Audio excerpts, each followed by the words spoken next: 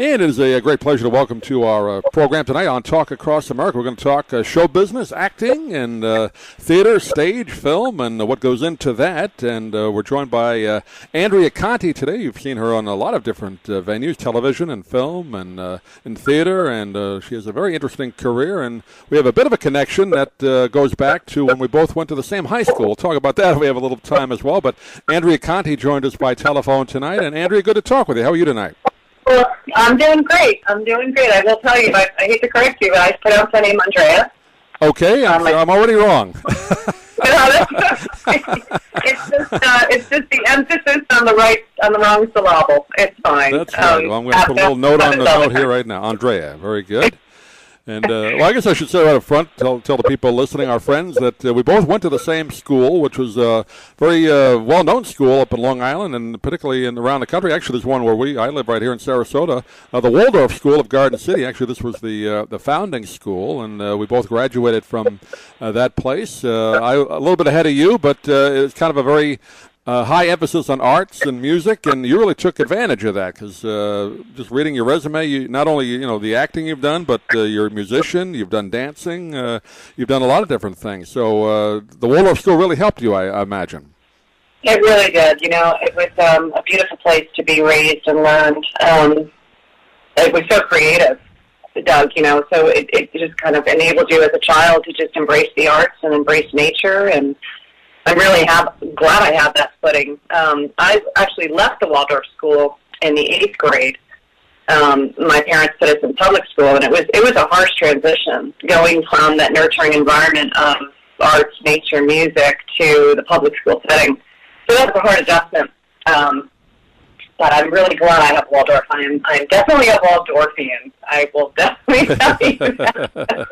Well, I did it the opposite way. I went to public school through 6th grade and was going to continue in public school, but where they're going to transfer us for junior high wasn't a great area, so my parents heard about the Waldorf School, and I went there and just kind of stayed through. I was only going to be for 2 years, but I wound up staying the rest of the way. So I think it was harder for you to leave that and go to public school than it was for me to go to the Waldorf School as far as adjustments go. It was a little bit of a shock, but I'm sure you had an additional shock coming from the other end to, right. Not having a school team and, writing on unlined paper, things like that. Eurythmy, I'm sure that was a shock to your system coming out of public school. I wonder if anybody in the country knows what eurythmy is. It's kind of like a ballet for people that aren't aware. It is kind of like a ballet. It is.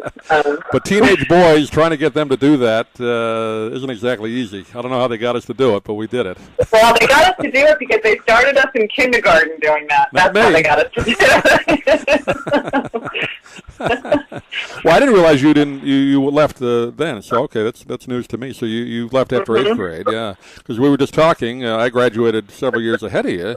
So and I knew your brother. Her brother is a very famous musician in his own right. Peter Conte plays organ, piano, and works in the Philadelphia area. A very famous concert artist there. But so both, I know you have other brothers and sisters too. I guess they must be talented as well in the arts.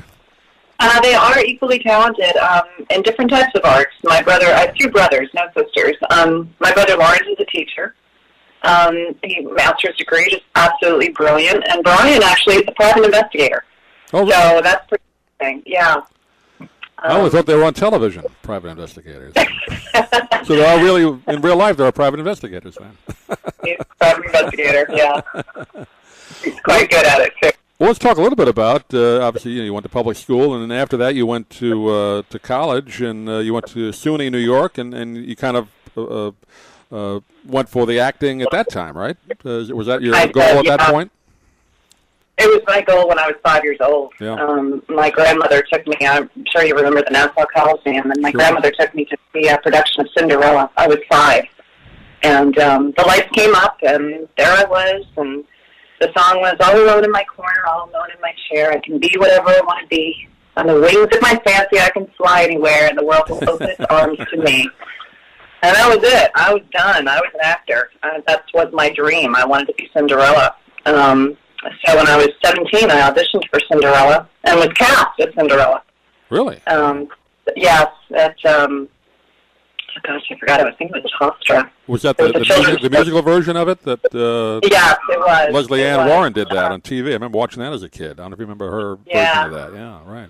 That was my first professional job was at Cinderella, which was, such a great experience for me because it was what I dreamed about my whole life. That and being one of Charlie's Angels, but that never worked out.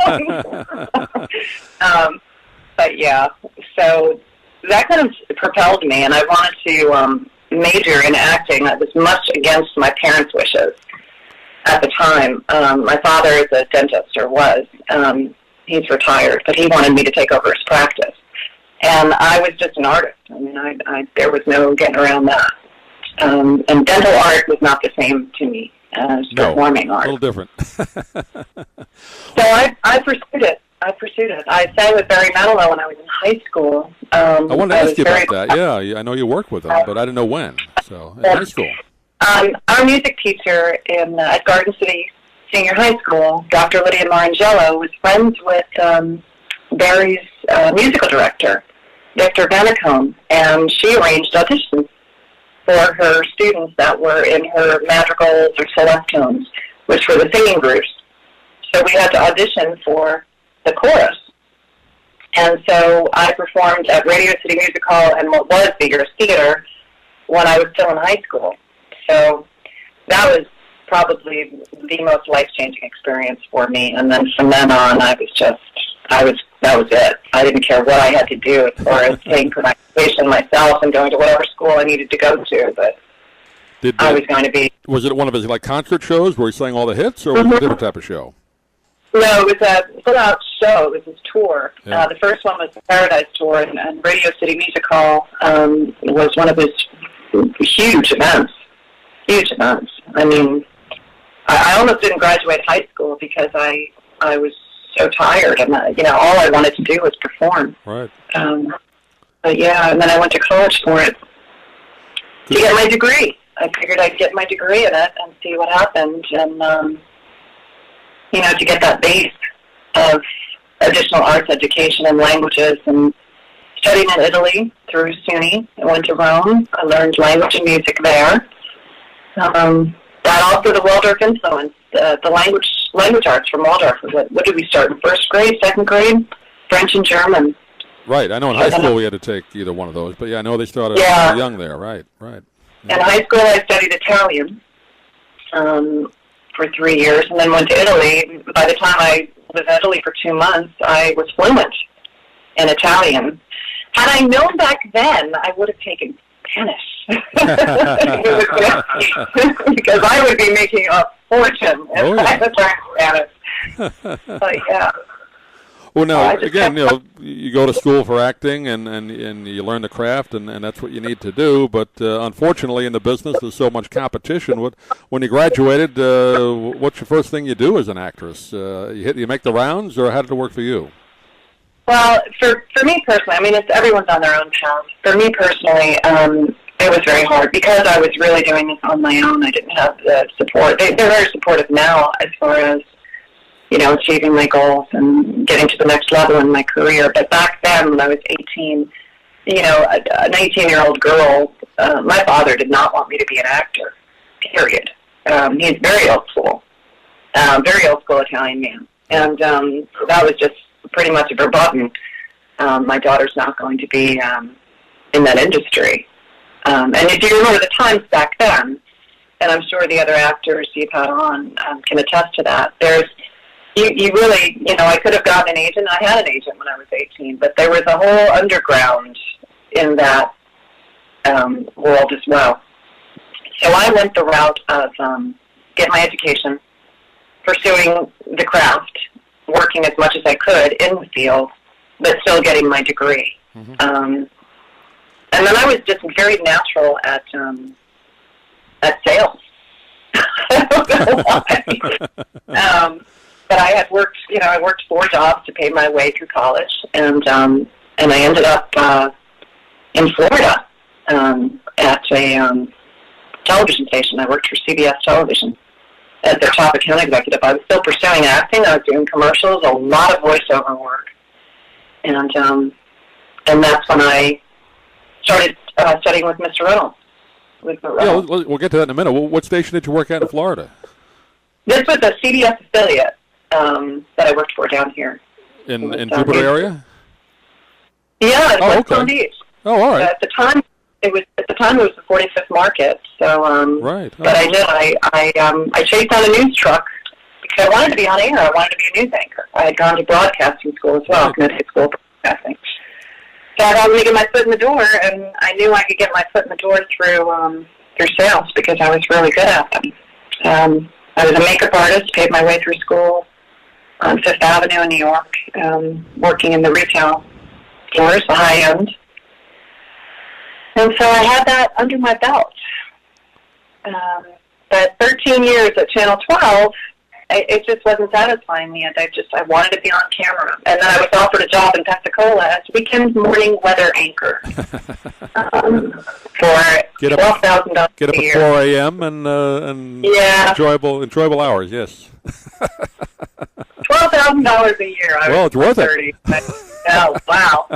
So I didn't realize you were in Florida doing television that long. I didn't realize that. Yeah. You were down here at the same time, probably when I came down. I came down in 88, roughly, 87 for a brief time, but 88, about 92 in Tampa, and then ever since then, a little brief sojourn back to New York, and then came back this part of Sarasota. So we've both been in Florida about the same length of time. Yeah, I actually left I came to college for 1 year in Florida, and as an acting major, but when I got to the school, there was no acting department. There was one class.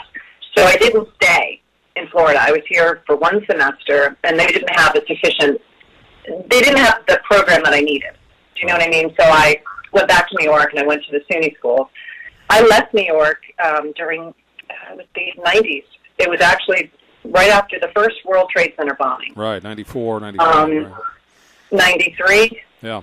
And I was working in the city at Lord & Taylor as a head counter person, makeup artist. And then what put me over the edge to leave New York was the Long Island train shooting. That was my train, and I missed the train. My friend Dawn, we just missed the train. And I got home, and there was all these messages on my machine. Andrea, oh my God, are you okay? And that was it. I left. I was out. I was done. That happened in Garden City, and that guy went to Delphi, where I went to school. Yes, exactly. Real the Garden City train. Just shot everybody up, and then he defended himself in court. Remember that, the trial? He didn't have a lawyer. What a nut, but terrible. But yeah, that was a scary situation. So that's what got me out of New York. So I had come to Florida for school, and I liked it here. I really did. And the pull for me was also Burt Reynolds had a dinner theater. He had a theater here. At the time. So I said, let me go to Florida. I want to work with Burt Reynolds. Now, I was in my, early 20s. And I didn't meet him until I was in my 30s because I got so engrossed in actually working full-time. And, you start doing that, your love and your passion kind of goes to the back burner. Right. So I went that route for a little while until about 12 years ago. Quit my six-figure job and went to L.A. But I had met Mr. Reynolds and started studying with him in 2003. And he took me aside in first class and said, Andrea, what are you doing here? He goes, what are you doing here? Get out of here. Go to New York. Go to L.A. I just came from New York. So I did. I studied with him, and then I went to Los Angeles and studied at the Beverly Hills Playhouse. I got an agent. I started working at an agency so I could learn the other end of the business because I was always fascinated by it. Because as an actor, it is a business, and a lot of actors were artists, and we forget about the business aspect of it. Right. But I wanted to know the other end of things, too. I want to see what goes on with a submission, what goes on, because there's buyers and sellers. There's a buyer of talent and a seller of talent. And talent is basically we're a Campbell soup can. Think about it like that. Sure. We're all unique. We're all different. Some of us have noodles. Or meatballs or something. Well, I wanted to ask you a little more about working with Burt Reynolds. And again, sadly he passed away as we talked tonight a couple of weeks ago. And he actually came over here when I first moved to the Sarasota area. My dad and I, he was going around the country doing a kind of a Q&A film clip kind of a show. He did it locally at the Van Wezel here, and very good. It was really known as one of the great raconteurs. Was that his one-man show? The one-man show where he'd show clips and do Q&A, and he traveled around. He was very involved with the FSU theater here, the Oslo. He would help them out, but he really was involved with that Jupiter Theater, wasn't he? I mean, it wasn't just he put a name on it. He was there. He founded it. It was the Burt Reynolds Dinner Theater. It was his theater. That's here because of him. In addition to, I understand now, the Gravis Center as well. I mean, Mr. Reynolds was, and forgive me, I never could call him Burt. He always said to call him Burt. I never could. I just had too much respect for him. He was an absolutely incredible force and an incredible gift to us as artists, as actors. I mean, I studied with him, like I said, for 13 years. He brought in people like Charles Nelson Riley. Sure. He brought in Bruce Dern. When I was in L.A., I met Charlie Durning, did a class. Don DeLuise did a class. But he was such a giver. Just I can't even put it in words. Like, he's touched so many lives. Florida State, the Gravis Center, the School of the Arts here, the West Coast, basically all over the country. I'm sure his hug reaches so far out, and the gratitude that we have for him is unbelievable. The golden nuggets he used to give us, knowledge and wisdom about the business. I will miss him. I will miss him dearly. But he is always in my head and always in my heart. He is the voice in my head when I'm working. Our thanks to Andrea Conte for joining us tonight on the program on Talk Across America. You can find out more about Andrea at her website, AndreaConte.com. That's AndreaConte, AndreaConte.com. Thanks for listening, everybody. We'll see you again real soon, and we'll invite Andrea back. She's got a lot of great stories to tell about, again, working with Burt Reynolds and Charles Nelson Riley, Bruce Dern, Dom DeLuise, and Charles Durning, and her work on television, film, and theater and voiceover work, and even working for a TV station here in Florida. So we'll look forward to talking with Andrea a little bit later on this year. Thanks for listening, everybody. We'll see you again real soon.